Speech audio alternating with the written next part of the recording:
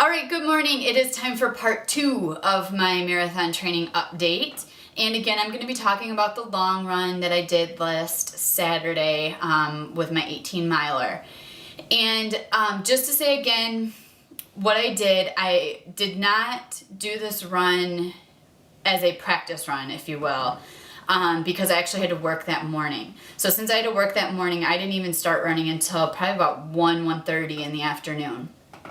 Now, this creates a different problem from race morning versus my training run because I had been up for 6-7 hours already, and that makes fueling much different. So what I did that morning, I ate my cereal like I normally do and had a snack, mid-morning snack, and then I had my PureFit protein bar an hour before I ran, which is normal. That's my normal routine. I always have that granola bar an hour before I run.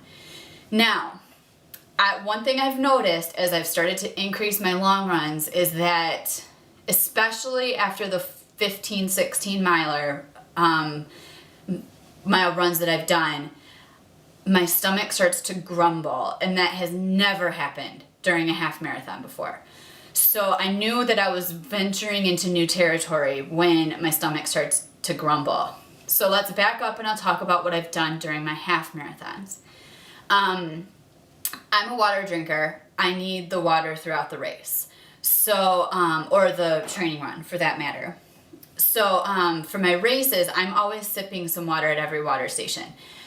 This is me. I want to really talk about that. This is what works for me. It may not work for you. So I'm a water drinker. I have to have the water at every station.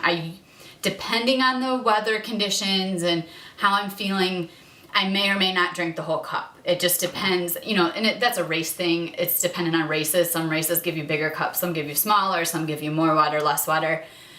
It's one of those things you have to figure out as you go, but I have to have the water throughout. So with my training runs, I always make sure that I've either got my handheld or my Camelback, or I stow water along the way. As for when it comes to fueling during my half marathons, I'm a Sport Bean girl. The Goo Gels did not work for me because of my stomach issues. So I'm a Sport Bean girl. That being said, one package of Sport Beans is like 100 calories. I never eat one full package throughout the entire half marathon. Now, I know some people who can run 13 miles and not need one thing to eat. I know other people who need to take a couple of gels along the 13 miles. Again, it's that dependent on how you react and how your body reacts. I did find that during the Grand Rapids half, when I had my PR, I made sure that I had 4 Sport Beans at, I think it was like mile 4 and 8, somewhere around there. I might not be completely correct. Maybe it was 5 and 9. Anyway, somewhere around there, I had 4 Sport Beans, where in the past I'd been doing 3. So I tried 4. My goal, my thought, you think a lot while you're running. While I was running my race, my thought was that I was going to take another couple beans at mile 11 or 12, around there, and I didn't. My stomach was starting to slosh a little bit at that point, and I don't know if it was I'd been taking in too much water or what it was. So instead, they had Powerade or Gatorade at the water station, and I took a glass of water and some Powerade and kind of mixed them together and drank a little bit because I figured that electrolyte is what my body really needed. And, I got a PR, so I must have been doing something right. And I felt good afterwards. My legs weren't tired. They weren't stiff. I had my banana afterwards. I felt good. So with that same mindset, I started to try to prepare for my long runs as things started to get longer. And like I said, around mile, I want to say between 12 and 14, all of a sudden my stomach starts to growl. So I know I'm not getting enough. And so I'm trying to figure out how to make that work.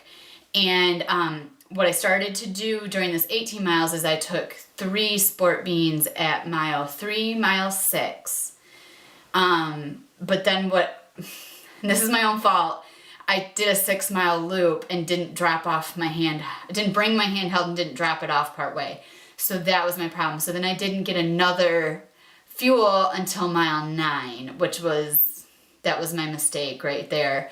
or mile 12, excuse me. I did that 6 mile loop, and that was my own fault. So I wasn't getting my water like I needed, even though it was cold, and I wasn't fueling properly. At mile 12, I did eat half of my protein bar, and I felt that that helped, but I'd already kind of ruined myself by not taking anything in during that 6 mile span. So I'm learning the fueling thing, which is part of marathon training. You have to figure out what your body's going to be able to handle and what it's not going to be able to handle. So for my 20 miler, my thought is I'm going to take 2 to 3 sport beans every 3 miles. And then right around mile maybe 15 or so, I'm going to take in half a protein bar. And if I need it again, mile 21 or so, I'll eat the other half. I'm possibly going to try banana as well. I'll see. I know that on the marathon course, they're going to hand out bananas. It's an easy thing. I know my body digests it well. So it's going to kind of be I got to play around and find out what's going to work. The one thing I know about the sport beans is if I have too many sport beans with all that sugar content, that sometimes can mess with my stomach. I have no problem eating sugar when I'm not running, but when I am running, it's a completely different story. So I'm trying to figure that out. I'm preparing myself for if it's warm and I'm going to have to take in more fluid or take in Powerade along the way, which I found that if I water it down, it goes down easier. My stomach doesn't react to it. I can't take in a lot. Maybe every other water station, if not more in between.